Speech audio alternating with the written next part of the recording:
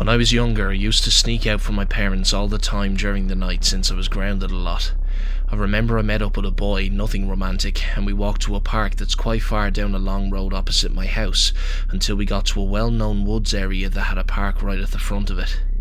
But if you walked a little bit further, there was another little park next to some stables. Of course, this being 2 AM, it was extremely dark.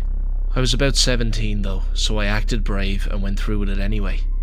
The boy and I walked through and went and sat on the swings of this little park that overlooked the field that entered the woods, just gossiping and doing whatever a youngster does them days. Anyway, I can't remember how long it was in until this happened, but about 8 people with cloaks, yes cloaks, started walking through the field with lanterns. Not flashlights, lanterns. I couldn't quite see what they looked like, but they sounded just like a group of older kids with the way they talked. But with cloaks and lanterns? It made me go cold. At this point I was scared. But at least they couldn't see us, as we had no light and we just sat there on these swings in silence, watching in awe. We watched as they walked along the field and entered the woods on the other side. It was such a relief to watch them leave. Well, what if they'd seen us? Me and the boy sat gossiping about what we just saw. It was the strangest encounter ever.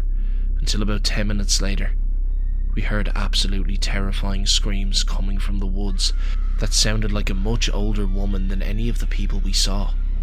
It wasn't as if the scream was a playful scream or even, like I said, a scream of one of the people we saw walking, as this sounded like an elderly woman. The screaming went on for about 10 minutes and I considered to call the police, but the boy I was with didn't want us to get involved. I thought, sod that, I'm calling them. However, within that instant the screaming stopped. There was nothing. Complete silence.